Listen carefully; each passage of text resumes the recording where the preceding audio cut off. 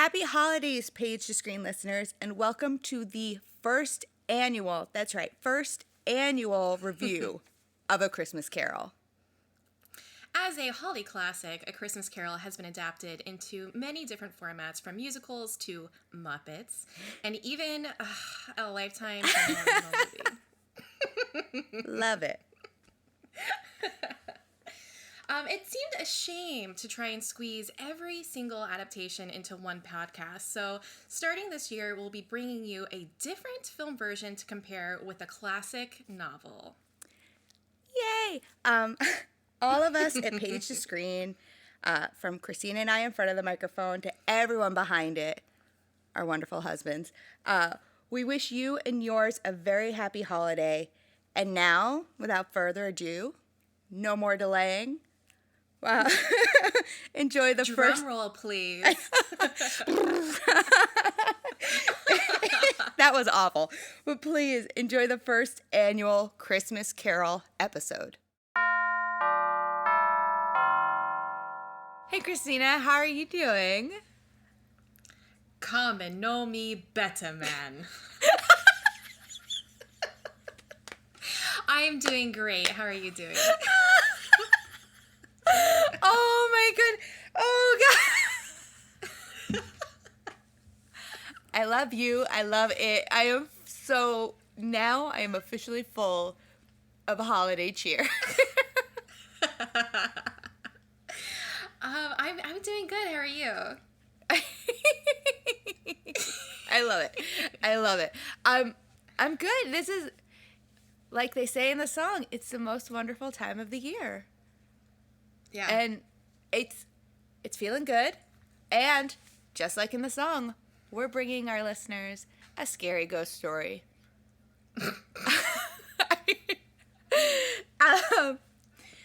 So for this week, Christina and I chose the holiday classic, A Christmas Carol, and its book version, A Christmas Carol in Prose, being a ghost story of Christmas, which has since been shortened to A Christmas Carol. I wonder why. I don't know. It's not like it's long-winded or anything, or kind of misleading. I don't know. So, as everyone probably already knows, it's by Charles Dickens.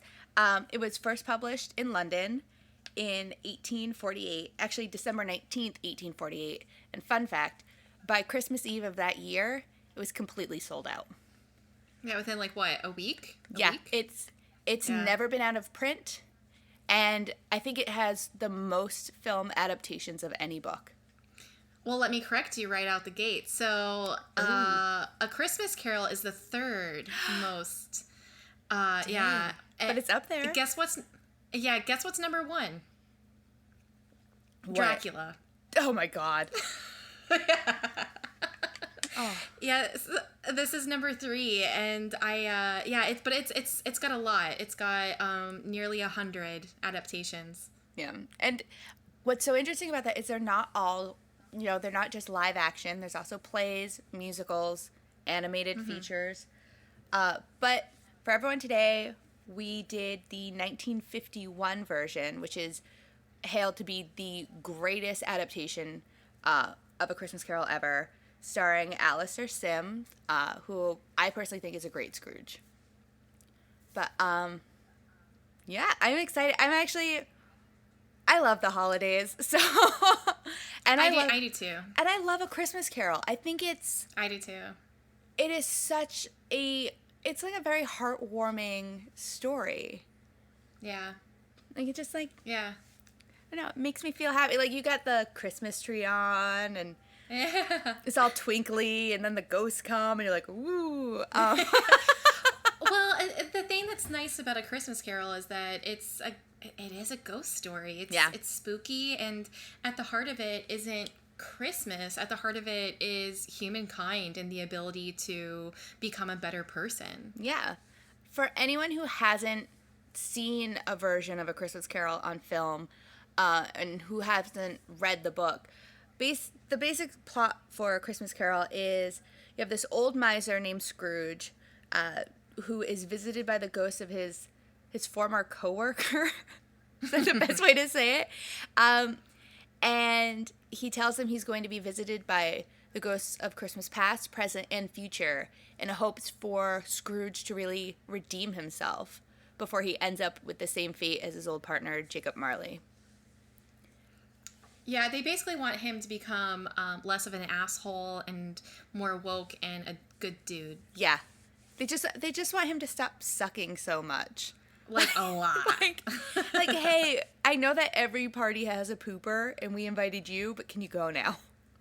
Like, one thing, like, when I've seen so many different adaptations of A Christmas Carol. I've read A Christmas Carol before.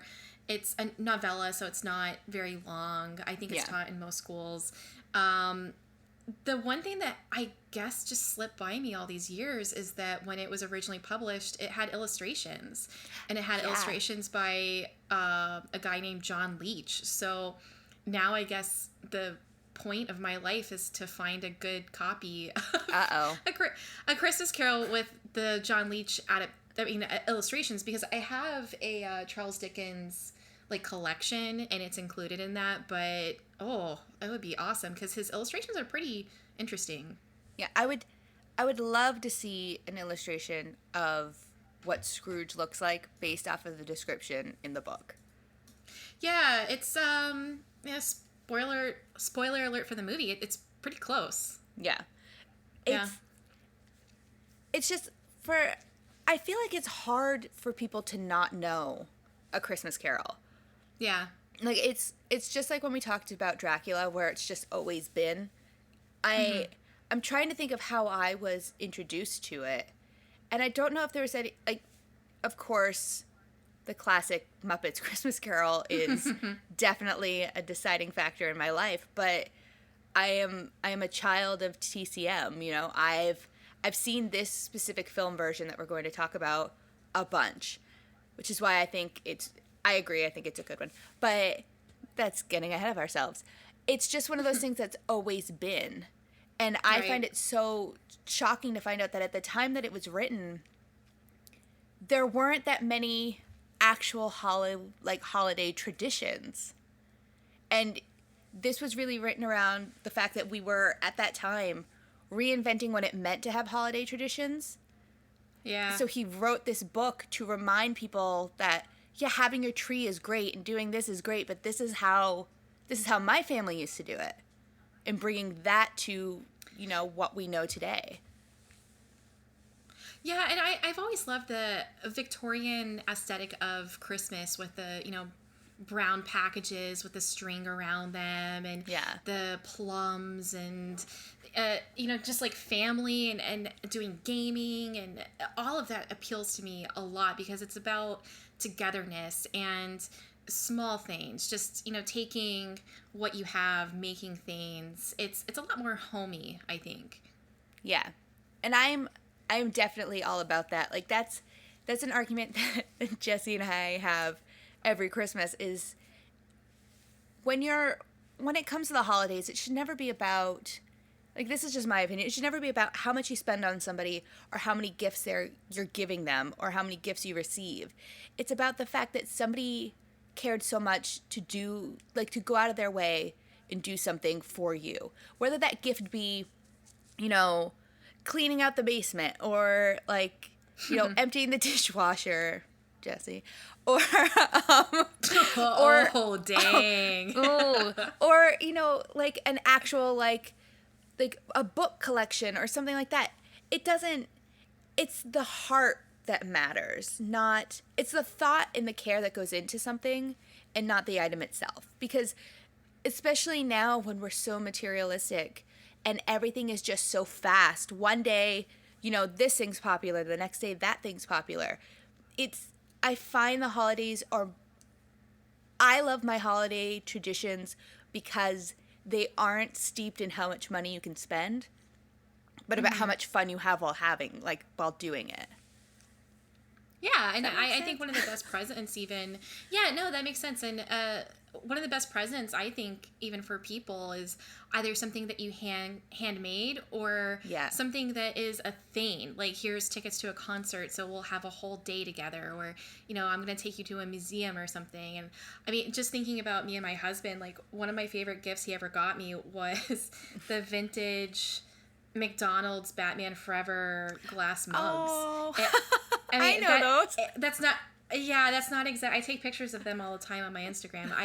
It's not exactly something that is equal to a diamond bracelet, but I don't want a diamond bracelet. When I opened that, I was like, oh my God, he knows I'm strange. This is, and he loves me, and he hunted these down. How wonderful. And A Christmas Carol it's about just being good to your fellow human. It's about loving people and empathy and caring. It boils down to a lot of issues that all of us can wrap ourselves around. Like the book isn't, or the novella, it's not very religious. It's not even like super focused on Christmas necessarily. It's just about poverty and caring about one another, giving a shit about the people that are in your life, or even people you don't even know. Yeah, and I think that that's something that, like, especially now, we really need to remember some of these things. Like, I can name a couple of people who need to be haunted by some ghosts, let me tell you. Like, I can too. It's like, it shouldn't take a ghost to remind you to be a good, decent person. Hopefully, for some people, it shouldn't take a ghost. Let's talk about what happens to our good friend Mr. Scrooge. Yes. Scrooge is an odd duck.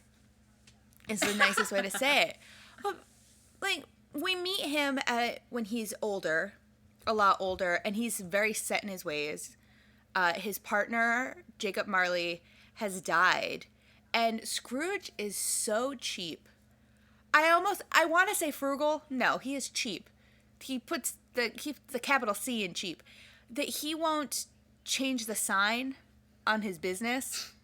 Yeah. So it still says, like, Marley and Scrooge, to the point where people keep mistaking him, and they call him both names, and he just goes with it.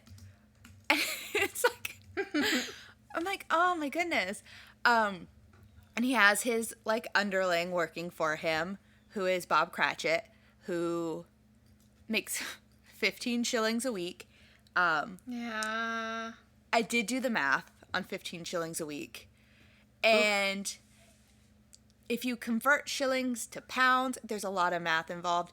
But basically, in 2020 money, he's only making $103.27 a week. Aww. I know. Is that with, like, inflation and everything? Yeah. Like inflation? Aww. Yeah, it's very depressing. So that gives you some sort of idea of, like, the world that they're living in. Like, Bob Cratchit can't even heat his side of the office. And Scrooge is just like, don't care. Doesn't bother me. He's, like, in his own little world, constantly counting his money. He has a nephew. He's like a dragon. He's like a dragon just sitting on the gold. Yeah. Yeah, it's very much like, oh God, what's the dragon's name in Lord of the Rings? Smaug. Yeah, that's him. Smaug. Scrooge is Smaug. I like how you said, yeah, that's him. Like, he's in a lineup. Like, that's him. The guy. That's the one. That's the one with the coins I saw counting. Mr. Scrooge. He's just like he's just a crotchety old man. And he won't give to charity. He has that great line about, are there no workhouses, Wait, yeah, he says, are there no prisons? Are there no workhouses? Yeah. Well, and Charles Dickens, I mean, so much of his work is about the, similar issues, because when he was a kid, they were in middle class, and then because of, different things, including where his dad was at, they fell into poverty, and he had to go to work. And he had written basically like a prototype of this book beforehand called The Story of the Goblins Who Stole a Sexton. And Dickens went to, I know. I'm just trying to determine if that title is better than A Christmas Carol in Prose being a ghost story of Christmas.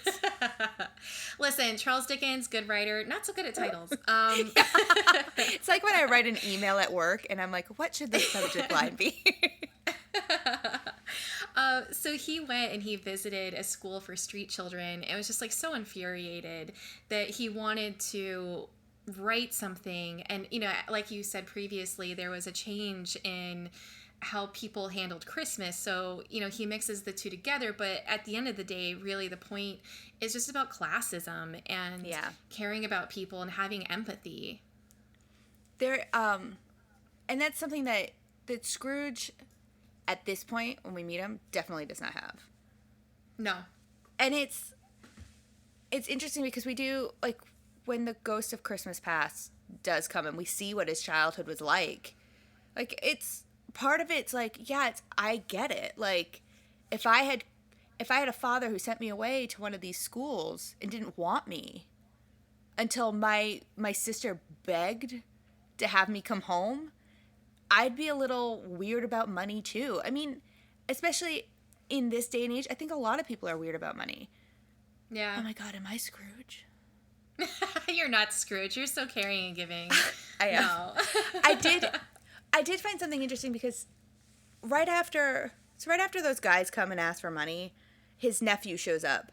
And Scrooge, you know, tells his nephew that Christmas is humbug. And I'd like to talk about humbug for a minute. It does not mean what everyone thinks it means. Okay? Mm-hmm. You keep saying this word. I don't think it means what you think it means. I don't think it means what you think it means. Humbug isn't like, you know, like a send-off type of thing. Like, oh, what? Yeah. Like, whatever. It's not humbug and whatever aren't together. Yeah. Humbug is actually a term that was used to describe false feelings. So when he's saying Christmas is a humbug, he's not saying, you know, Christmas is whatever, like, why are we even doing it? He's saying Christmas is when people pretend to care. Why should I pretend to care? Why should I fake it for one day when I should just be myself all the time? And when I read that, I was like, oh, I am a Scrooge. Except my humbug is that I'm not Scrooge. It's such an interesting way to, when you realize what he's actually saying in those scenes and you go back and you like reread it and take a look at it, you're like, oh, well, I mean, you can't fault him for that, for not wanting to be someone he's not. But he definitely needs an attitude adjustment, so... Well, no, yeah, that explanation of the difference in what humblebug actually means, it makes it more sad for him that he's not just like dismissing it. He is straight out saying that it's bullshit. Yeah. And that if he were to engage in this, that it's just fake. Yeah, and honestly, I see a lot of humbugs around the holidays. Yeah. Like, it's... What I love about the holidays is that it is a coming together of people. It's a coming together, and it's, you know, it's this, the joy of the season, like all those commercials tell us, like, brings us all together, and we want to do the best for everybody. But then come New Year's, y'all are a bunch of humbugs. Like, you can't do it once and expect things to change. You have to do it every day. And I think that's where Scrooge is like, I run a business. I can't do this every day. Like, I'm a businessman. There's a line too, and it's like near the end. I think it's when he's with the what ghost of things yet to come or whatever. Mm-hmm. Where he says like, I'm old, I can't change. Yeah. And it's just like this, it's almost like he's a stick in the mud, or he just doesn't want to accept that he can change. And it's like what you said, like, it's Christmas is this special day, but you have to incorporate that sort of feeling every day. Yeah. And that's something that I think they say something like that in Elf, where it's like you have to carry the spirit of Christmas with you every day. And I think I think that's the thing that a lot of people don't take away from this, is that, yeah, he's changed and he's reformed, but it's about like carrying that with you all the time. It's not just about doing it once. It's the idea of someone leaving a grocery store and dropping 25 cents into the Salvation Army bucket, but then they don't give a fuck about humanity yeah. other 364 days out of the year. Yeah, or like they really want the new PlayStation and they give like $1. They go to church and they give $1 in the basket and they're like, oh, can't believe the church is asking for all this money. Hey, did you get me that PlayStation? Like, what? Like, right. Happy holidays.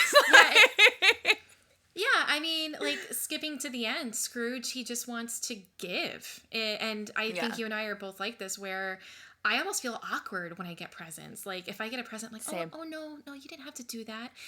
But then when I give presents, I mean, my favorite moments over the last few years, my husband told me this sad fucking story about his favorite Transformer when he was a kid getting crushed, and they recreated that Transformer, and I bought him that Transformer, and when I watched him open it, it was one of the greatest moments of any holiday ever. It's just like that feeling of giving. And Scrooge at the end, he doesn't give a fuck if someone gives something to him. If anything, he doesn't want it. He just wants to give to other people, which is the lesson. Yeah. My favorite moment ever is when you watch someone open up a gift that you spent time, like a personal gift that you spent time on, and you know what's coming, but they don't. It's like when you watch like a movie that you've already seen that you're trying to get someone into, and you're like, this is where you're gonna really like it, but I can't tell you, so I'm just gonna watch you watch it. That brings me so much joy. You telling that story just filled my heart. Like, I'm the Grinch and my heart just grew 3 more sizes. It's just probably problematic. I should probably see a doctor about that. The cool thing about this is that, because although it's set with Christmas, it's not overtly religious, and the issues that it deals with, I think, are dealt with across the world. So it's one of the reasons why it's lasted around so long, never been out of print, been adapted so many times, is that it is a universal story. It's not specific to any one group of people. Yeah, it's very relatable. I feel like I used to say this thing, it's like math. Like, math is a universal language, because you can't ever change math. I feel like this is a story that everyone kind of can relate to. Yeah, and I love that it's a ghost story. I mean, he has the being a ghost story of Christmas in the title. It's gothic, it's creepy, it's dark. Every description in there lends itself to it being so scary. Like, when they talk about Scrooge, like, every man who's ever played Scrooge has been pretty spot on. But 100%, and I don't know if it was just so early in the morning when I was reading this, when they described Scrooge, I thought of, the cover to Scary Stories to Tell in the Dark? The one with the bald-headed guy? That's who I saw. Because they say that Scrooge has a pointed nose, shriveled cheeks, a stiff gait, red eyes, and blue lips. I know, it's creepy. I was like, that's a monster. That's not a man. I don't want him coming over for Christmas either. Like, my God. Yeah, it's not like your average everyday old white guy. It's like a fucking ghost on, like, The Haunting of Hill House or something. Oh, yeah. Like, he's coming to get me. Like, that's what it feels like. Like, they have this great description, too, in the book, which they carry over into the movie.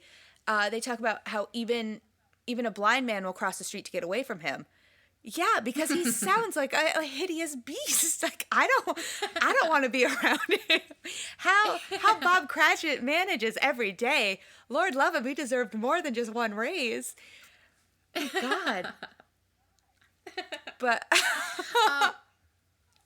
have you, like, this time around with reading it, the way that they explain how he's visited by the ghost, because first he sees, Jacob Marley, who warns him, and then he gets the 3 ghosts, and it all happens in the middle of the night, and I'm like, oh my gosh, this is, especially the last one, the future one, it's a little bit like sleep paralysis, like seeing shadow people when you're in the middle of sleeping, and they just like pop up.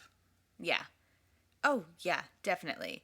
And it's what lends itself to that too is when Jacob Marley has the most confusing line where part of me, every time I read it, I'm like, did Charles Dickens just forget what he wrote? Because Jacob Marley clearly says, over the next 3 nights, you'll be visited by 3 ghosts. And every time I read that, I'm like, I'm 100% certain this all takes place in one night. What are you talking about? And then in the book, the clock keeps going backwards. So he thinks he slept through a day, but he didn't sleep through a day. Right. So yeah, I totally get that whole like idea around sleep paralysis. Yeah, there's some trippy shit going on. Yeah, it's weird. Yeah. Maybe he's right. Maybe it is an undigested piece of beef. And that could screw with you, right? Like mad cow disease. I mean, this is that thing where, well, hold on. Let me ask a question. This is a big one. Do you believe in ghosts? Yes. 100%. See, I don't, question mark, because I want to say that I don't, but there was a story. Oh God, I can't believe I'm getting into this. There was a story that I told my husband Carlos, and I'm like, oh yeah, there was, because I've told you this before. I suffer from nightmares all the time, and I was like, when I was a kid, I was at this hotel and I saw this ghost lady, and I'm like telling him this, and his face kind of changes, and he's like, honey, you saw a ghost. And I was like, no, it wasn't a ghost. It was just a really scary dream, and it was the scariest dream I've ever had in my life. And he's like, that's a ghost. I look up the hotel I was staying at, and it's haunted by a ghost. And it's exactly the dream. It's exactly the dream that I had. And I mean, just right now, like telling it, my body's like kind of clamping up. It was so scary when I was reading. Yeah, when I was reading like all of the details of what everybody else experiences when they're visited by that ghost, it's exactly the quote unquote dream that I had. Yeah. So it's like I've always kind of laughed about ghosts, and I think they're really cool and fun to read about, and I like watching ghost adventures and stuff because I think it's funny. But when I discovered that perhaps I saw a ghost when I was 10, I'm just like, well, holy fuck, what do I do with this information now? Christina, that was a moment for you to repent, just like Scrooge. I know. But it's the thing of like, is this some sort of supernatural power that's visiting him, or is he actually getting change from deep, deep, deep within inside himself? Oh, that's a good question. I feel like he is so far gone to be so introspective of his own self. Because even like taking a look at that first scene with his nephew where he calls Christmas a humbug, it's like, I don't think that he could take it upon himself to change himself without some sort of intervention. Yeah, definitely an intervention. Yeah, he needs something. He needed a lot of something, apparently, because he got 4 of them. Technically, he saw 4 ghosts. I will say... Yeah, that's true. The weirdest part, though, for me, and I don't know why I never... It's just something that I've always glazed over, is that he lives in Marley's house. Like, Marley died, and he was like, well, I'm moving in here now. And it's like, what? You guys weren't that close. Like, they specifically say that they're not really friends. They're partners. They're coworkers. Well, even if they were friends, if I died tomorrow, you're like, well, I get Christina's house now. Yeah, it just doesn't add up. I'm like, what? And the description of the staircase in that house in the book, where they're like, it's wide enough for a hearse to go up sideways. I was like, oh my goodness. It's also gothic. Yeah, it reminded me of the staircase from Gone with the Wind. Yes, yeah, that makes sense. I was into it. I want to be in this house. Ghosts or not, I have to see this weird home. Well, it makes more sense that he is haunted by Jacob Marley if he's living in the house that he died in. Yes. Yes, it does. And honestly, though, Marley's like, listen, I want you to repent. I would be like, get out of my house. Marley's a much better person than I am, apparently. Wait, so if I died and then in the middle of the night I'm like, ooh, and I go like, Nikki, and I told you that you had to fix certain things in your life, you'd be like, Christina, get the fuck out. Well, no, like if I was, no, I'd say you have every right to kick me out of your house. Like if I took you die in your house and I take your house. And then you come to haunt me. The first thing I expect you to say is, get out of my house. And I'd be like, oh, sorry, yes, okay. And then I feel like you'd take me out front and you'd be like, well, now that we're out of the house, you need to repent. No, if you came to visit me at my house, I'd be just like, Jacob, I would probably be like Scrooge. Scrooge has this weird line where he says that thing to Marley where he's like, something about traveling. Yeah. Do you remember that? He's like, oh, you've been dead 7 times. You've been 7 years dead and traveling all the time. I'm like, ooh, wow. Like, no, he's a ghost. He can't do anything. What are you talking about? See, if I were a ghost and I said what you just said, I would be like, I'm so non-confrontational. I'd be like, ooh, I don't mean to be a bother, but I just think it's funny that you've moved into my house and can you not? Yeah. Ooh, I saw what color you painted the walls. What was wrong with the old one? Are you really going to put that chair there? I'm just saying. I like how the flashbacks are done with his old life and how like kind of like he's not going with it. Even though he feels pain for reliving some of his past, he's not getting it. He's not understanding what the ghosts are trying to tell him at first. Yeah, Christmas Past is definitely like, dude, do you see that sad boy? Like that's you. You know why you're sad? Because you're a sad boy. And he's just like, look at the book where I read about Robinson Crusoe, blah, blah. And it's like, oh, okay, well, let's go to another moment in time. Figure out why you're so messed up. Like, I definitely think it's not until towards the end of the Ghost of Christmas Present that he realizes, oh, the last ghost was saying all that stuff back then made me the monster I am now. Okay, I totally get it now. Yeah, when he starts to get on the train. Yeah. I will say I was confused.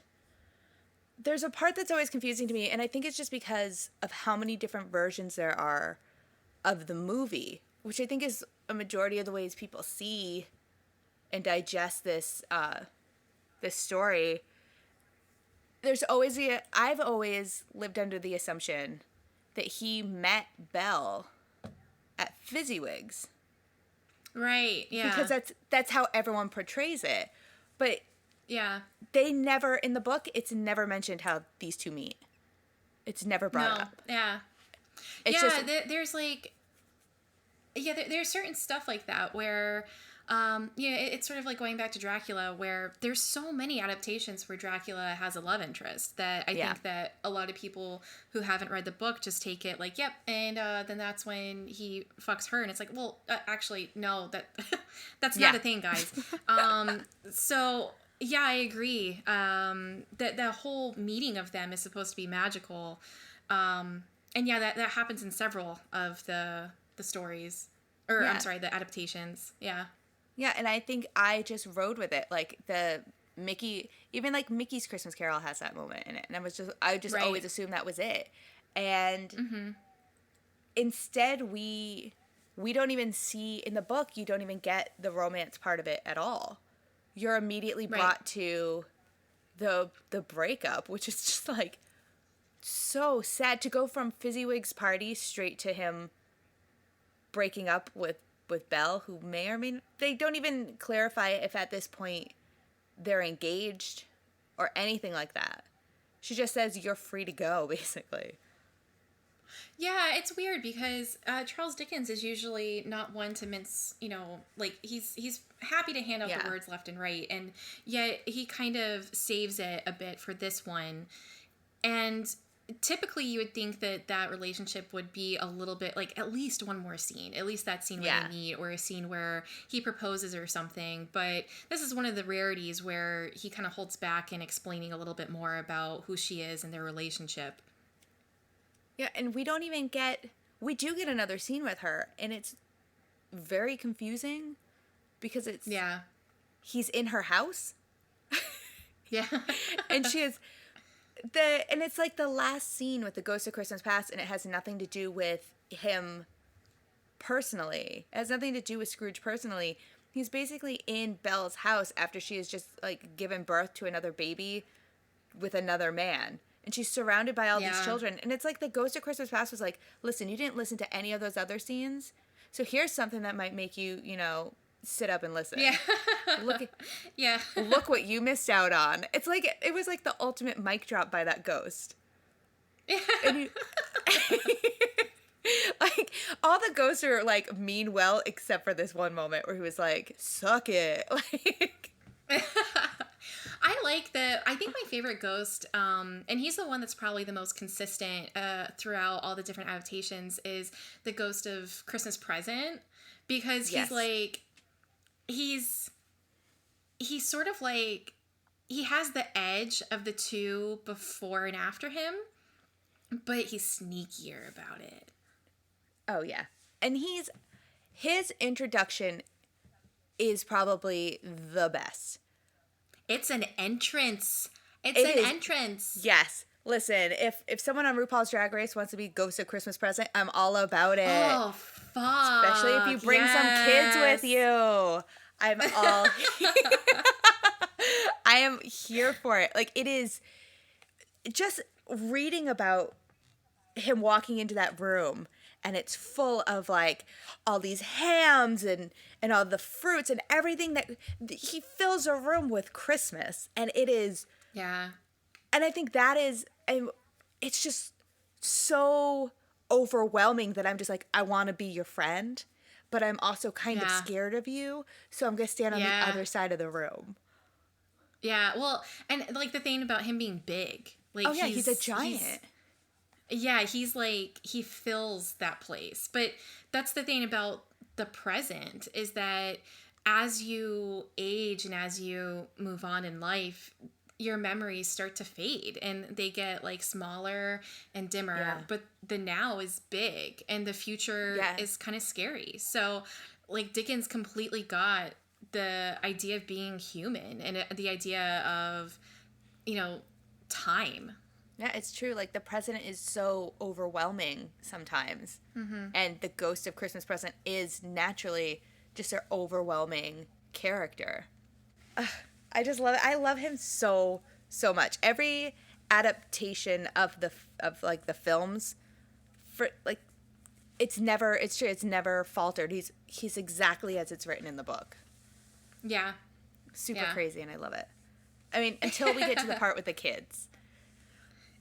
Oh my god, that part scares me. It scares me so much, to be honest. That description in the book where Scrooge looks down at the Ghost of Christmas Present and is like, is that a claw? And he's like, could be. Opens it up and it's just like two shriveled up children. Yeah. Oh my god, like, ugh. But before we get to those children, I guess we should backtrack a little because Present brings us to the Cratchit house. Yeah. Aww. Yeah. And, well, Present brings us to a lot of places. Present is like, look at everything. Look at the food in this window. Look at that. And it's like, cool, thanks. Look at the lamplighter. Great. Now we're at the Cratchit. The tour of England has concluded here. And this is where we meet the Cratchits as everyone knows them.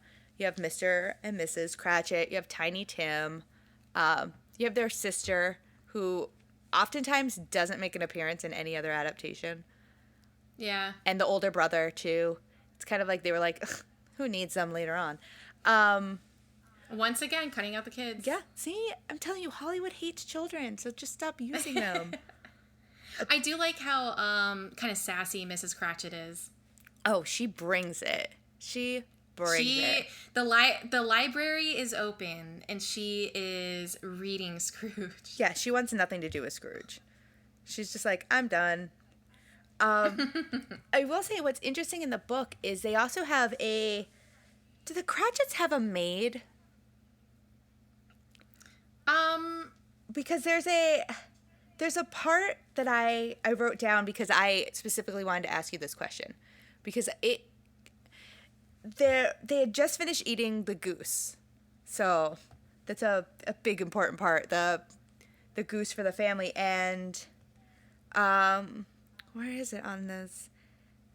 Here it is. But now the plates had been changed by Miss Belinda, and Miss Cratchit left the room alone, too nervous to bear witness to take the pudding up and bring it in. Yeah. Who's Miss Belinda? I know you're only making $103 a week. You cannot have a maid. Well, wait, isn't it? It's Belinda, right? Isn't she one of like the sisters? No, I don't think. I think that the sister has like an M name, I think. Oh. Yeah. Because even in like, I'm thinking like Muppet Christmas Carol, isn't one of the girls' names Belinda? It's Belinda Cratchit. It might be in a Muppet Christmas Carol, but I don't think they mention any of the kids' names in any other version. Muppet Christmas Carol is canon. Yeah, it's the only official. It's the official number one. Yeah, I'm looking it up, and I looked up Belinda Cratchit, and the first hit is Bettina and Belinda Cratchit Muppet Wiki. Muppet Christmas.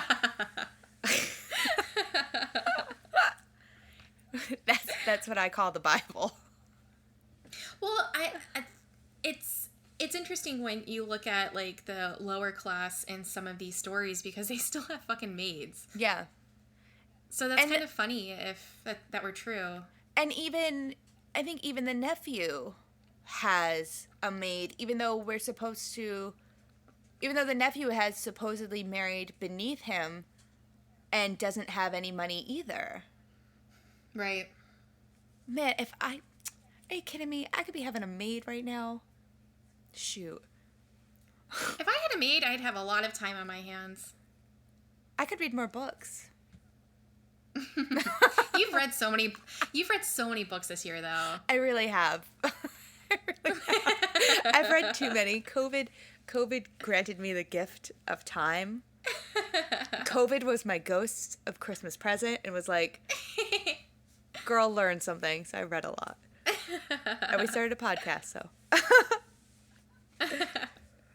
But yeah, I just had to find out if you knew, you being the Dickens expert, if you knew if they had a maid. But I do imagine that what we would call low class then is what we would call middle class now.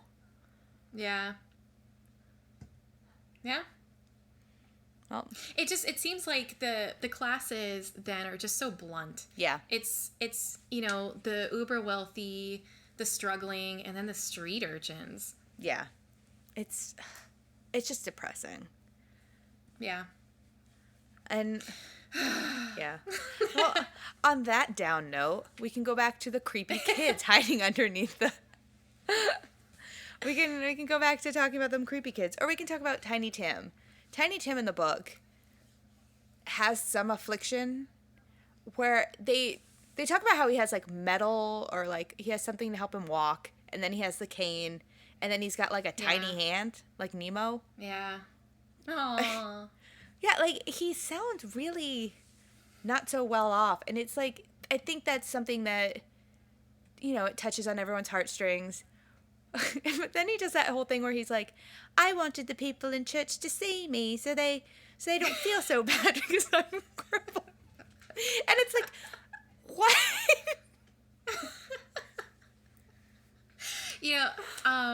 Because my dog Grayson, he's a Shih Tzu, so he's old. He's like, what, 13 now, so he's old, and he's got the short little snout, and sometimes if he gets too excited, he starts to do the, like, reverse sneeze thing, and he kind of, like, has a little bit of problem breathing, and we can fix it, like, but sometimes when he does that, I'm like, all right, Tiny Tim.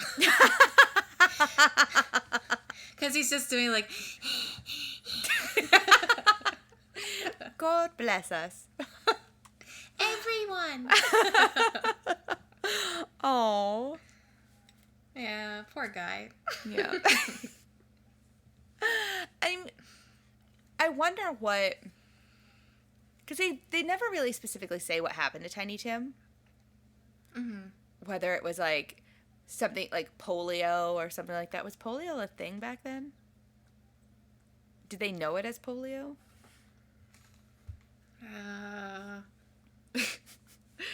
I don't know. It's kind of like going back to Fight Club, where we're not entirely certain, what diseases everyone had, like what cancers everyone had. It's just that we know that he is afflicted, and Tiny Tim, being the youngest, is like the center of the Cratchit universe. Yeah. He's definitely the favorite. Even though he's all broken and shit, he's the heart. Yeah. He's what keeps everybody moving. Whoa, okay. I have a page to screen update. Ooh. So polio.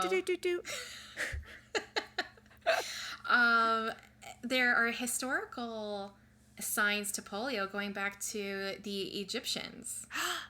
So 1403, there's a 1403 BC Egyptian carving, and it is of a man who appears to be suffering from polio with a little, like, stent on his leg. Oh so yeah, God, does Tiny Tim have polio? He could have polio. Did we just solve, like, I was just gonna say, did we just solve a decades-old case? No, because no one cared. I care. Oh no.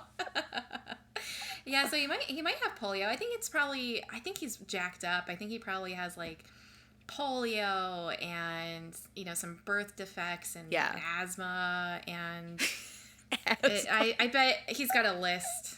He's got a peanut allergy. He can't have gluten, won't have gluten.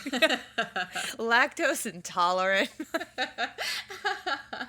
If he washes his hands too long, they start to swell. He's allergic to his own sweat. Rosacea. He's got it all. Oh man, hormonal acne. If he sneezes, he poops. Yeah. Oh, Tiny Tim. Horrible. This is horrible. Why are we laughing? Oh God, this is why we're gonna get visited by ghosts. Yeah. Ooh, I heard what you said about Tim.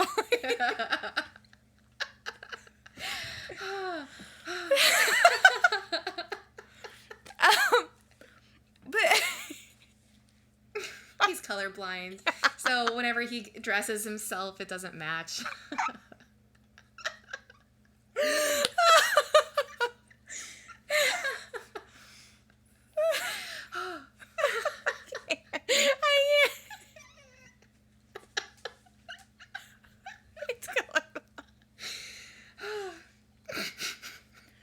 Poor Tim. Oh, poor guy. Oh, God great bless kid. Him. Great kid. God bless him, everyone. God bless him.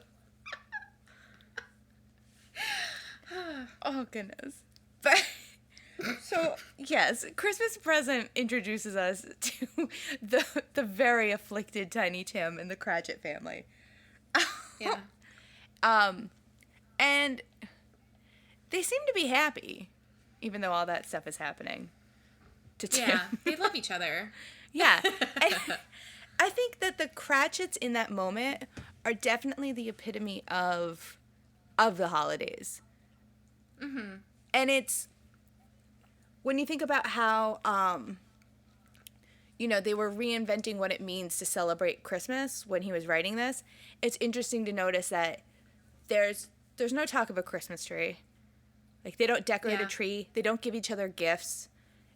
The big thing is food, and I can 100% get behind this. Well, and even just like how happy Bob is to get the day off, and Oh, he just yeah. wants to be with Tim, and they're like playing and stuff. Yeah, and it's basically the main focus of that day is eat goose, eat pudding, drink whatever was in that jug that Dad put on the stove, and Wink, wink. yeah, oink. Oh, what's up? And eat all the chestnuts you can. And it's not Aw. it's not about, it's not about the gifts. It's just about the family. Yeah. Like how sad Bob Cratchit gets when he's like when they try and trick him that his daughter's not coming for Christmas. Yeah. And she's like, oh, I just couldn't bear it even as a joke. And she comes out early. I'm like, oh. So that's the stuff I like about the holidays. Yeah, me too. Me too. Not the creepy children hiding underneath the robes. Just I like the creepy children. the I mean, I don't want to see them, but I like reading about them. Yeah.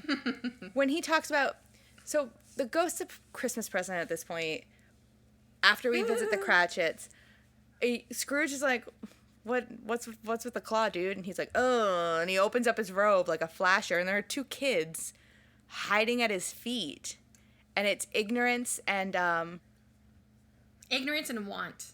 that's it. Yes, and it's ignorance and want, and they're like yellow, aren't they? I wrote down yellow children ? In my notes, which was like, though Dickens is so good at describing things, like every item of food he described, I wanted to eat. And every person he described scared the bejesus out of me. Like, he walks around with eyes set for, like, death and destruction. Because everyone he talks about, with the exception of the Ghost of Christmas Present, sounds like people I would never want to run into. I have a weird question for you, and non-Disney people are going to be so bored by this. Yeah. Okay, so the one hand thing, the one arm thing. Yeah. You know that part in the Haunted Mansion at Walt Disney World and Disneyland where it's at the very end when you're leaving the graveyard and you're going into the crypt, and it's where they've got the opera singer, but then if you look to the right, there's like the ghoul guy and he's holding the one hidden Mickey. Do you know what I'm talking about? Yes, I do. Okay, he only has one arm. Do you think that's a Christmas Carol nod? Because I mean that whole ride is filled with them, and I would not put it past those Imagineers. It could be. Did we just solve a second mystery? I think we did. We're like the Scooby Gang. We're doing it. I've never thought of that before. Yeah. Oh, that's a good call. Sorry, non-Disney people, but Disney people, Sorry. Check it out. Oh, Christina, the next time you go, you have to check. I will. Oh, we're gonna need a photo for the Instagram now, so that people understand what we're talking about. I'm on it. Nice. Ace reporter on the scene. No, but the portion with the things yet to come, I think is, I mean, I don't know, like word wise, but it feels the shortest out of the three, because it's just like it wraps it all up. Yeah, and I think it's also because, like, the past is fixed, the present is semi-fixed. It's like what we saw with the Ghost of Christmas Present also can't technically be changed because it's already happening, but the things yet to be can change at any moment. You could sneeze the wrong way and change everything. Well, and he asks that. He's like, are these the things that will be or may be? Why would you show me all of this if, this is the present, the future, no matter what? Yeah. It's, yeah. And all he does is point that finger. I think everybody in their life has a moment where you're at a crossroads and you're like, oh, my life is going one way. Am I going to write it to this future that I can foresee, or am I going to change some stuff and, try and get a better future for myself? Yeah. Yeah. And I think, once again, that's why there's been so many copies of this book printed and reprinted, and it's never been out of print. Like, it's it just resonates so well with everybody at any given time. Yeah. But definitely, I think it's definitely the ghost where the ghost of Christmas Past, Scrooge starts to feel some sort of way when he meets Fezziwig again. And he's just like, oh my God, he's alive. And the ghost says that thing about, really? How much did it cost him? Like £5 to make this party happen? And, Scrooge says, man, I really wish I could talk to Bob Cratchit right now. And then you have the ghost of Christmas Present who's showing him, like, this is what everyone's doing right now without you. And they're all having a great time. And then he realizes, like, oh, okay, this kind of sucks. And poor Tiny Tim, I wish I could do something. But it's the ghost of things yet to be that shows the scariest of things. Like, could you imagine you die in your home and they dress you for burial and some woman comes into your house and steals your clothes off your body? Yeah. Yeah. Like, no bueno. Yeah. I'm not into this. Steals your bed curtains, which, by the way, love the bed, need the bed, or want a bed with curtains. I know, I did too. I rewatched Ever After recently, and there's the part where I know, I did too. And there's the part where the prince walks in on his parents, and he like opens the curtains, and I'm like, oh, I'd be so pissed at him if he opened those damn curtains, because that's just like a nice cozy little shell to sleep in. Like, think of like a cold winter's night, and you just close the curtains on your bed. Oh my goodness. I am. Dear Santa, is it too late for a bed with curtains? Great, now I'm being materialistic. The whole thing the book's about. No, but the Ghost of Things Yet to Come, it just like kind of crescendos into this. It's funny because it leads up to a scary moment where he's panicking. Yeah. And he's just like on the brink of possibly insanity, and then snap, he wakes up and it's Christmas morning. Yeah, that is such a good transition too. Like, it doesn't. Yeah. It's 1 minute he's literally like going insane. Like, he is having, it's like he's having a very bad panic attack. Exactly. And I've had bad panic attacks, so I felt for him in that moment. And then in an instant, it's a brand new day, and he wakes up, and everything is as it should be. And I love when he gets it's the up. Hallelujah moment. Yeah. I love when he gets up the next morning, and he's like, that's the door where Jacob Marley came through, and this is the room where the ghost of Christmas. It's like a kid showing off a house. Like, this is right. The corner where my pee pan, blah, blah, blah, like, it's like, you know instantly that he's a new man. Yeah. It's just very sweet. I think it's very sweet and very endearing. And I always love the part where he puts his head out the window and he tells that little boy to go get that turkey. That's my favorite part too. Yeah. Because I'm always like, every adaptation, every version makes a point to make it out like this is a little kid. Like, this is a street urchin child. And you're telling him to go down there and buy... The kid literally looks at him and goes, the one as big as me. As if trying to tell... Yeah, like, hey, Scrooge, you're saying I should go down there and get the one that's as big as me. And he's like, of course. And he's like, as big as me? Like, yeah, go get it. Okay. Think about, you live in New York. If someone, like, put their head out the window and yelled at literally anybody, it was like, hey, go get the goose that's as big as you. Be like, hey, fuck off, buddy. What am I, a maid? Get out of here.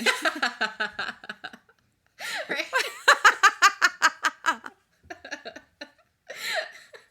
Like, boy, bye. Like, I don't think so. Especially if he threw the money out first. Yeah. There's many an adaptation where he throws the money out first and then tells the kid that there's like a 6 pence in it if you come back with it or whatever. First of all, you gave the money ahead of time. I could just go get it for myself. I'm a starving child of the streets. I could use a turkey. Bye. Like, no, it's got a really nice happy ending, but Yeah. it's happy because not only has Scrooge changed, but everybody else around him who he is sharing his change with is happy about it. Oh, You know, yeah. they're confused at first, but they're happy to welcome him in. So he always had an invitation. He just never accepted it. Yeah. He lived under the assumption that everyone was being fake about wanting him around when in actuality people really did care about him. Right. And I think that's something that a lot of people deal with too. Is like, do people actually like me, or do they just like having me around? And it's like, well, no, everyone actually likes you. Scrooge, come on. You can party. You can play all the games with the family. It's fine. Right. Oh. I'm glad he gets his happy ending. And then at the end, you know, it's almost like they really do wrap it up with a big old bow where they talk about how he you know, Bob Cratchit the next morning, which Scrooge, I love him. You know, he sends the big bird to the Cratchit house. You know, he spends Christmas with his nephew, and then he is so gleeful to get to work early to try and fake out Bob Cratchit. This is where I think I am a Scrooge, because that is so something I would do. Actually, that's something I've done to people.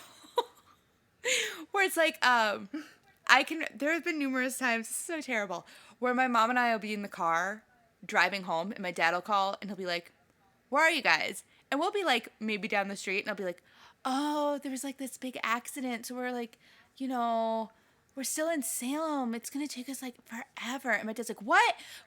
This is supposed to be happening now. Oh, I know, I'm so sorry. As we're pulling into the driveway, and he's like, stop. And I'm like, Stop it. I'm a Scrooge. Stop it. I do it all the time. And the thing is, people believe me, and now I'm so bad. I'm gonna get haunted. Oh God, the ghosts are coming for me tonight. You are messed up. You are messed up. But, you know, I'm saying you're messed up, but I've done similar shit. But you're also awful, so. Like, I would never do it with terrible intent. It's always done because I know it's going to make them laugh. My mom loves it. She's always in the car with me when I do it. My mom loves it. My mom's just like, yeah, tell him. And I'm like, okay, cool. I imagine her sort of like Lucille Bluth when she's like, oh, Jean. Like, it's the same shtick every single time, and yet she falls for it every single time. Yeah, no, listen, I do this all the time, and it never fails. It never fails. It's like when you have an empty hand and you hold it up to a dog and you're like, come here, I got a treat for you. And they come over and you open your hand and you're like, haha, nothing's there. But they do it every time. Yeah. Wait, you're doing that to your poor dog? I'm Scrooge. I'm a humbug. Well, is there anything else that you want to talk about with the book specifically? No, I think we're ready to talk about what everyone says is the greatest adaptation of the film. Although you and I both agree it's Muppet Christmas Carol. There was only one more thing that I wanted to mention, which is more of a generality than like something about the book, but usually I do a mix between like handwritten notes and using the note app on my phone, and then I'll turn it into like a Word document so that I can read from it during the episodes. And I did not realize until last night that the title of my notes accidentally autocorrected. It was not A Christmas Carol, it's A Chris Sarandon Carol.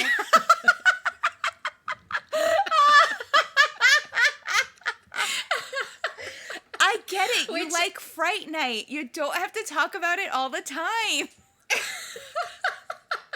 Well, what's funny to me is that I've been writing notes about this for a long time, so not only did I not notice, but that whatever I typed in that autocorrected to Chris Sarandon means that my phone is so used to me typing Chris Sarandon.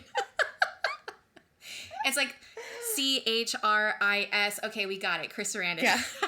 Listen, we know what you're talking about. It's fine. The secret FBI agent who monitors your phone is like, again?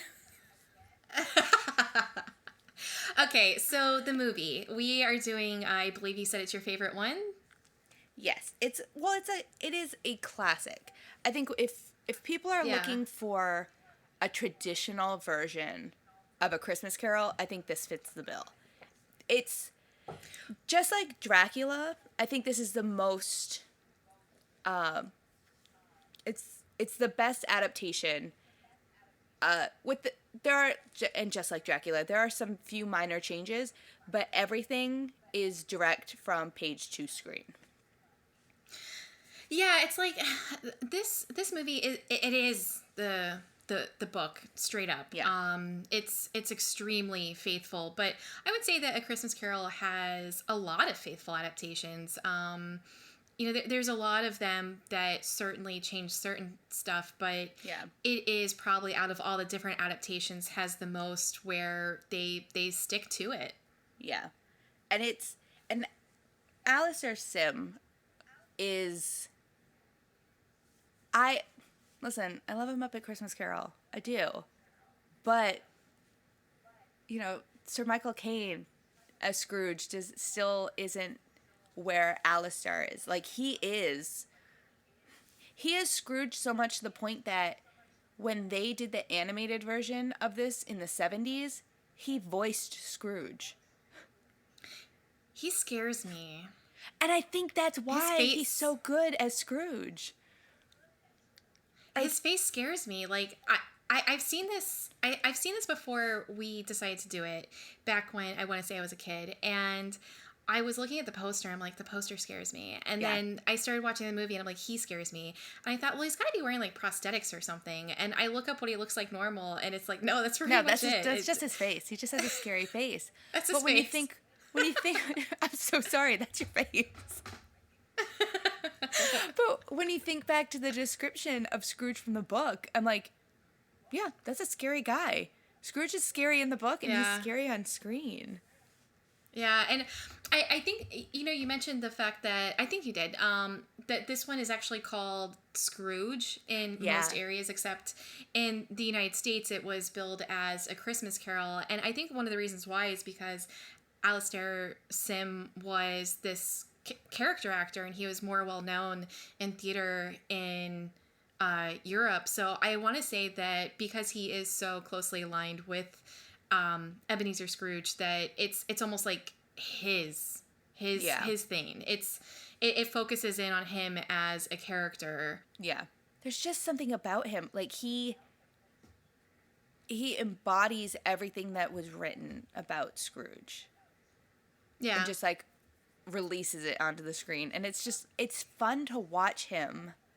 My favorite part that he does is when Marley comes to visit him, which is amazing for that time period. Like the way they do the ghosts is so amazing. And when you find out like they never actually acted on screen together, like the ghost and Scrooge aren't even in the same place at the same time. It's like, this is crazy. This is stuff that we're still using now in film.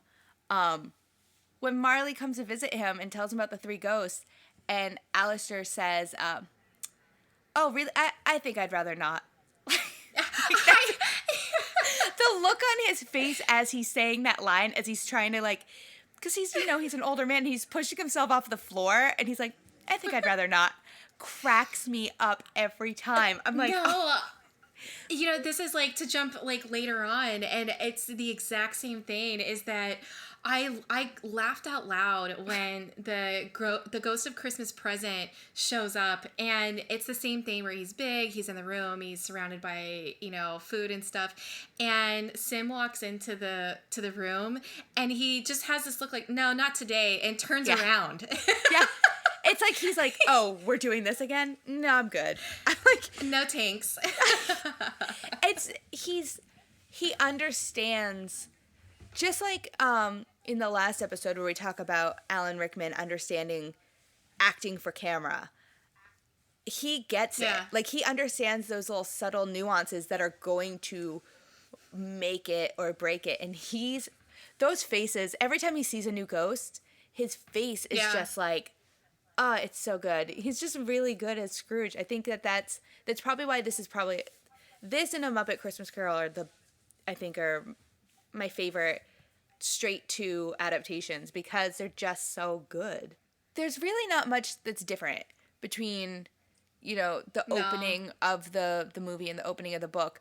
But I like how we have more of a visual of Scrooge's night, because in the book they talk about, they basically sum it up in Charles Dickens, sums it up in one long page, like, where he's like, oh yeah, he's gonna leave and he's gonna go dine in his favorite cheap place and then go home. And then we get to see him at that cheap place, and it makes me laugh every time when the waiter comes over. He's like, waiter, more bread. And the waiter's like, that'll be extra. And he goes, no bread. Like, it's nice to see right off the bat, because with the book, where, you have more time to simmer in how cheap Scrooge is. And with a movie, you have to get all that stuff digested really fast. But that part makes me laugh every time, because it's like, you're so cheap that you won't get extra bread. Like, the Olive Garden was created for you. All unlimited bread, Scrooge. Unlimited. Oh gosh, he would die if he went into there. Oh yeah, all you can eat soup, salad, and breadsticks? Are you kidding me? That'd be the only place he would take anybody. Business meeting? Let's go to the Olive Garden. No, the one thing with this movie is that there is, like, some humor to Scrooge that I think it's very necessary. And it's probably one of the reasons why you and I like stuff like The Muppet Christmas Carol and the Bill Murray Scrooge, is that it's pretty heavy. And you have to kind of make Scrooge a little bit more likable from the beginning, because he's completely unlikable in the book. There's really nothing that makes you even want him to get saved other than the people around him. But and like I said, like, calling it Scrooge instead of A Christmas Carol, it is because they cast someone who has an extremely expressive face, someone who, even though he's ugly as sin, he does have a presence on the screen. But it is true. Like, when you water it down to its bare bones, it's basically a depressing ghost story. So you need to inject something funny in there to build it up just a little bit more. Like, you need something to look at that gives you hope. Right. Yeah, and I was going to ask you too, you mentioned the special effects with the ghosts, and I was wondering, like, as in general with the movie, what you thought of the effects were, like how you like them. I like them, and I've seen this movie a bunch of times, and there's some films that you watch and they have such amazing special effects, and you watch them years later and you're like, oh, no, this is bad. This is one of those movies where I feel like, because the effects are so, like, I don't want to call them simple, because for the time, making someone look translucent was hard, so it wasn't like a simple thing, but it's simple in the fact that it's not used throughout.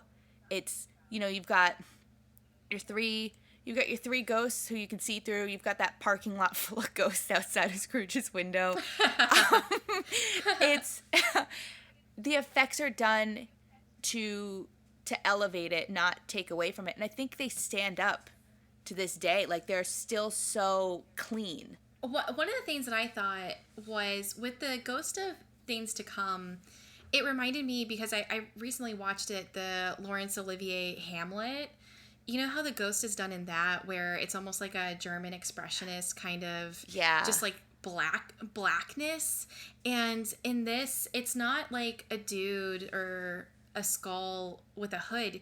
It's just black. It's just negative. It's just spooky. It's like true black too. Yeah, it's just like someone with basically like some sort of black, like, sheath over them, but it's black. It's not like you see the body of a person underneath. It's just a black figure that I thought was kind of cool in its simplicity. Yeah. Like, And that's it. It's like, it's so simple. Like, Jesse and I watched it, and he thought the ghosts were super creepy, especially when we first see Marley's face on the door knocker. Yeah, yeah. Jesse legit had heebie-jeebies. He was like, he was like, oh, no. And like, I get that guttural reaction to things like, clowns. He was spooked. And I think there's beauty in simplicity, and it shows in this film. I got spooked by the kids under The Ghost of Christmas Present, even though I did not like them. I knew it was coming. I just reread it, and yet, like, I guess because maybe The Ghost of Christmas Present is just so, like, his energy's so good. He's friendly, he's jovial, and then when he, like, spreads his cloak and there's the two kids, I'm like, yeah. And they have those sunken in faces, and it's one thing to read about it in the book. It's another thing to have to see it, and you're just like, oh no, I was not ready. Yeah. Because I think a lot of adaptations don't. I think they skip that part. I don't think it's definitely not mentioned in a Mickey Christmas Carol. I do know that, and it's not mentioned in a Muppet Christmas Carol either. Yeah. No, I think most of them. I don't think so. Yeah, and I think that's why it can be so startling when you see it. You see it in one format, and you're just like, okay, hold on, what? Now you've got kids? Like, it's so visually jarring, and they look so, they are so thin, and just so like, I want to, like, all I keep thinking is like, go back to Scrooge's house. The Ghost of Christmas Present has a room full of food, like. But you don't really want to feed ignorance, Oh, good point. Yeah. Good point. You don't want to feed into that. So there's a reason they're so thin. Dang it. One thing that was crazy was because I didn't realize that the original story had illustrations accompanying it, and I had like just been looking at the John Leach illustrations. It's really weird because there's not many. It's not like every page has a drawing or something, but they genuinely tried to match the Leach illustrations. So the way that he looks matches the Scrooge drawing, and even like the scene where they show Fezziwig and he's dancing, the camera angle looking at Fezziwig is the exact same perspective of the original illustration. So they definitely did their due diligence. Yeah. They knew what they were doing with this one. And that lens, that's exactly why I think it's like one of the best, more accurate, I would say, adaptations. I mean, right. I will say this, the thing that bothers me the most about this movie, and it's something that bothered a lot of people, it's not just me, it's a lot of people. You're Tiny Tim. Why are you so tall? Why? This has bothered me for years, and I feel like I can finally, I'm going to get, just like I got a humbug off my chest, I'm going to get the Tiny Tim off my chest. The name is Tiny Tim, okay? Every version has a small child, a beautiful little kid with an angelic face that makes you just want to hug him because you feel so bad. This kid is... Sometimes a little baby frog. Yes, exactly. A little hand puppet. It's adorable. This is like a 14-year-old boy talking about how he can't wait for his dad to carry him home on his shoulders. Oh, no. Listen, I got a bad back. That's not happening. You're 80 pounds. You are a full-grown adult. What do you mean you want to be carried around on someone's shoulders? That is true, though, that a lot... While everyone says that this is the most accurate adaptation, there are a lot of... you can read online, there are a lot of reviews from people who are like, "What? The only problem is Tiny Tim. It's too big." Because it's almost like a joke. Like, why are you calling him Tiny? Because he's got one bum leg? Like, is that his nickname? Is he... One bum leg Tim. Yeah, one... Oh, Tim, the one with the bum leg. Doesn't exactly roll off the tongue. Yeah. Tiny. Let's call him Tiny. Like, it bothers me so much. Because he has that scene with Mrs. Cratchit which is another thing that they added in, which I feel like they added it in so that the relationship with Tim wasn't so one-sided with Bob Cratchit.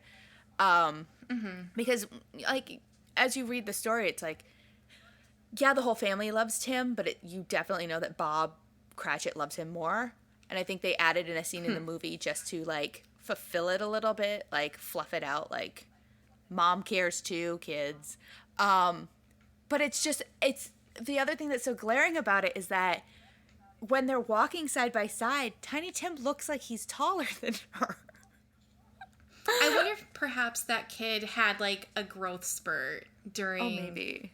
Between, like, casting and filming. I feel like that's very likely. Yeah. Oh, but speaking of Mrs. Cratchit, did you notice who it was? No? Who is it? This is another one for, sorry, non-Disney people. Mrs. Cratchit is played by the shorter maid from Mary Poppins. See, I thought it was her. I honestly, in the back of my head, I recognized her face, but I didn't look her up. And I completely see that. I totally see that. And I'm 100% certain, 99.9% certain, the woman who plays Mrs. Banks in Mary Poppins is the daughter of the guy who I think played Bob Cratchit. Ah. I also, like, for half a second, I thought that that Scrooge's maid was the chick who's in, like, a bunch of movies. The one who's in, like, Bride of Frankenstein. She's, like, Oh. You know how I'm talking about? But yeah. I was like, oh, I don't think it's her, though. The ages don't... No, it's not her. The ages don't, like, work out right because, I mean, that's how many years? 30 years? That doesn't make sense. But, there was, like, a couple faces that I was just like, is that... I don't know. Yeah, they're very... My uncle used to have this book that was basically about all those actors, the background people who you'd see all the time. Yeah, I love those. So it would be like, like the maid from like Meet Me in St. Louis and how she was in a bunch of stuff, or how the wizard from The Wizard of Oz was also like the grandpa in Meet Me in St. Louis, and he was also in this and that and the other thing, where it's like, I remember that face, but why? And it was a whole book, and it would have like the actor and then everything he's ever been in. Those are like my favorite type of actors, like the rich, like, older lady that's in Dinner at 8. And she's in, like, literally every single pre-code movie going through, I want to say, like, her death. And she's literally, like, worked in, like, 100 different movies. And I don't know. Those people always make me happy. I love seeing their faces over and over again. Like Stephen Tobolowsky. A lot of people, I just said that name, and there's probably a lot of people who are like, I have no idea who you're talking about. But you know him. He's been in everything. Like, he was Ned in Groundhog's Day. Yeah. Yeah. Oh, well, you met him. I did meet him. But you just, like, But he's in everything. He's one of those actors I immediately go to when people are like, an actor who's done everything. I'm like, him. You know? You've met everybody. I have. I meet a lot of people, you guys. Happy holidays, and here's my humble brag. Well, see, and we're talking about A Christmas Carol, and, one of the adaptations is Scrooged, and I'm sorry, did you meet Bill Murray? I did meet Bill Murray. He's very nice. I met Bill Murray, and he was very nice, and I would meet him again in a heartbeat. He's... If you want to see photos, I have a photo. It's just funny because I actually met him at the musical of Groundhog's Day. So to tie those two up with a really nice Christmas ribbon, it all comes full circle. There's one part that makes me laugh with this movie when Scrooge and his lady are breaking up. It's like a very like Alice. rough yeah. So it's a rough cut. It's just like, boom, you're there and you're with them. And he very like dramatically says, then you no longer love me. And it made me laugh the way he said it, because that's like the way that Carlos says something to me when we're shopping. And I'm like, no, we don't need ice cream. And he's like, well, then you no longer love me. It's like, oh, don't be so dramatic. It's like, it's fine.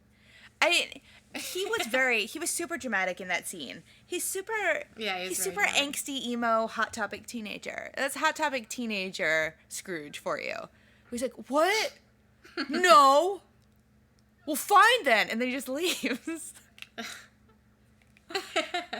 And I always feel bad for Belle in every situation. Yeah. I mean, I guess we call her Alice now. Which is such a weird change from the book to the movie. I don't understand why they did that. But I always feel bad for her because it's like, it's not, because I know, especially when you watch it on film, you know she's waiting for him to just be like, just kidding, and come right back. And he never does. Yeah. Just like, oh, poor girl. Well, she's doing it's not me, it's you. Yeah.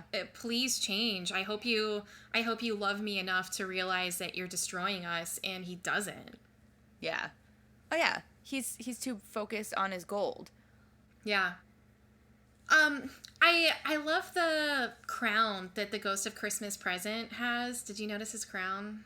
Yeah. It's like it's that ivy crown, but it almost looks like metallic or something. Like it's very regal. Yes, this is something that I love headgear.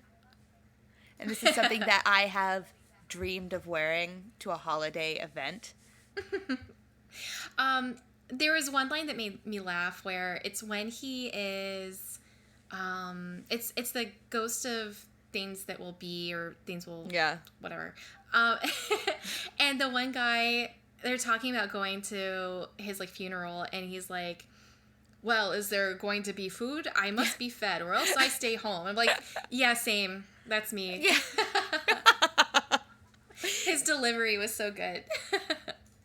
I do have a question for you though. After watching the movie and reading the book, you know that Jacob Marley, when he shows up, he's carrying all, he's wrapped up in these chains, and he's like, these are the chains that I forged in life.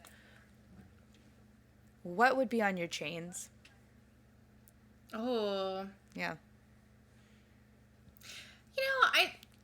There's that thing where people talk about regret, and it's like, there's certain things that I definitely regret with stuff that I've done in my life, but I'm really happy with where I'm at right now. It's just like the very little things kind of bother me. Like it's funny because I think about things that I've said before I was like woke, like, and living in kind of like ignorance, and anytime I've let people down, I feel bad about things I've done. So I feel like I would probably bring a certain amount of, I don't want to let people down. So that would be like my chains. And then there's always the thing of like, the more you know, the more you know you don't know. And I realize that I will never be able to read every book and watch every movie and experience everything that I want to do in life. I mean, there's just not enough time. If I live until I'm 98, I won't be able to cross off everything on my list. And there's definitely that too. So I feel like that would be, wow, are you my therapist? That'll be $4,000, please. Well, what would be on your chains? It's funny that you mentioned not having enough time. I feel like that was something that I thought about. Like my chains would definitely have, I feel like my chains would definitely have clocks all running through them, because I definitely feel like a lot of time, I constantly feel I don't have enough time in my day-to-day life to do the things that make me happy and do the things that I know would make others happy. And I feel guilty all the time about not having enough time. And it seems silly because time's going faster. Yeah. Yeah. Talk about 2020 in general. Jesus. Until Halloween, I still thought I had like 7 months before we were going to record this episode. Yeah. Like, it just didn't occur to me because time is just so fluid. It never occurred to me that this year is, you know, when they say like sand through the hourglass, literally like grains of sand slipping through my fingers was this year.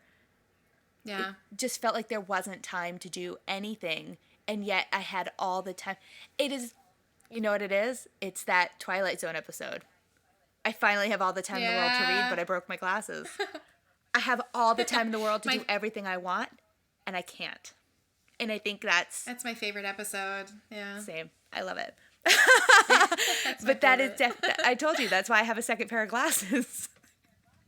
Can't trick me, world. I've got another pair. But I feel like that's definitely on my chains, is like just time. Yeah, it's like I like to send out cards to my like close inner circle for holidays, and I still have Easter. I never sent out my Easter cards to people. I mean, I have I'm literally looking at presents that I've bought you, and I haven't sent them for forever, and like that kind of stuff just bothers me. It just kind of like adds up. Like that's that's the reason why I need a Jacob Marley. Yeah. I think everyone in the world needs to be haunted by their own personal Jacob Marley, and I think we all need to rearrange our thinking about things. And then maybe time wouldn't be an issue for me anymore. I feel like there's a million things running through my mind at any given moment that I want to do, and that I'm constantly chained to something that I have to do. Right. Yeah. Oh, God, look at us. I thought this episode was really going to be about like spreading holiday cheer, and instead it's just been really sad. But I mean, that's the thing about Charles Dickens is that this book is not this is not a Hallmark movie. This is you got to deal with yourself, and if there's ever a time to make yourself better, it's Christmas. Yeah. So fucking do it. Yeah. Yeah. Listen, I'm gonna maybe this is the year I figure out what to do with my time. Maybe this is oh my Christina, I'm your Marley and you're mine. Oh my god! It's almost like when Jiminy Crickets. Change. Send me my stuff. Oh, it's good too. You're gonna like it. I'm excited. I'm sending stuff to you. So, spoiler alert. Spoiler alert. Also, the holiday card I picked out for you makes me laugh. I love it, and I'm very excited for you to get it. Oh, I'm excited. One thing, I showed Carlos a picture of Sim, and he said that he looked like Alan Alda as a hobo. Oh, I don't know if that's a diss on Sim or if it's a diss on Alan Alda. I know. Oh no. I know. Oh no. Well, I mean, now that we've told the scary ghost story of the holidays, I mean, this is it. Like, this was our year. Wow. We made it. We did it. We made it through to December, and whoever's listening right now, you guys made it there with us. Yeah, congratulations, everybody. We made it. Yeah, I mean, there's still some stuff going on that isn't so great, but we've got a whole new year coming. Yeah. And what does a whole new year bring? New year, new me.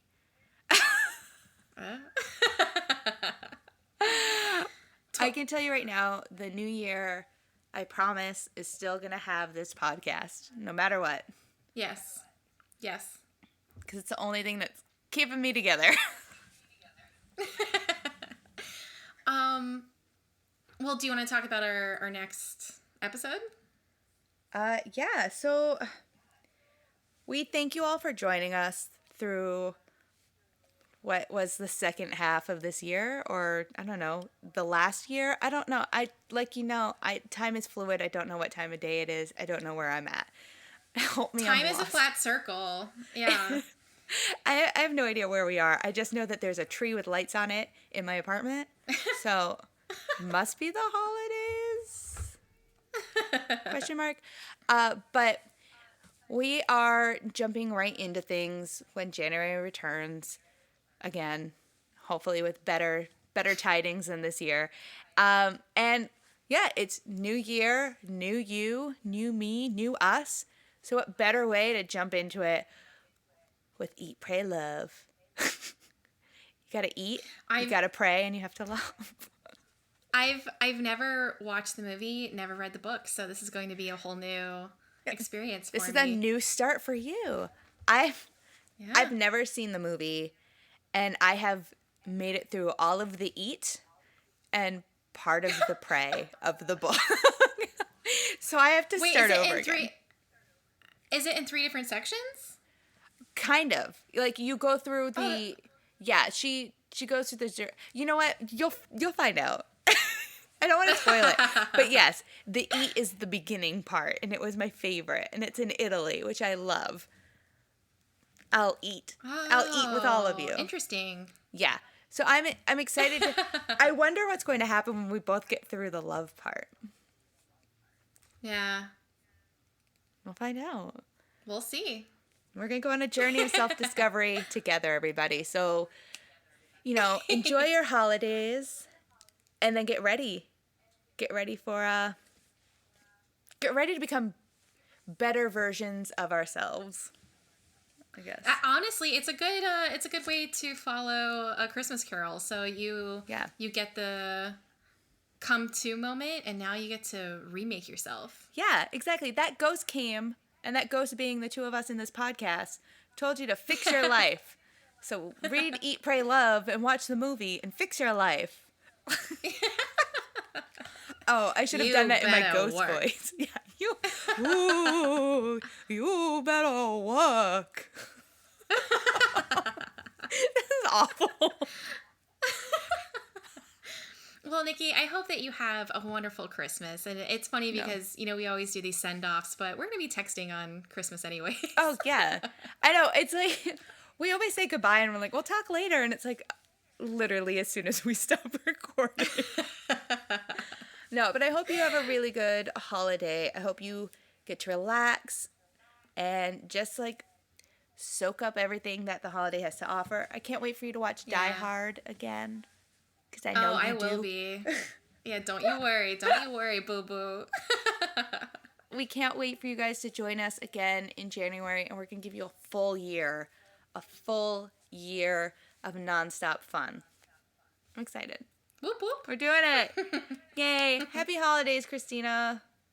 Happy holidays, Nikki. Bye. Bye. Bye.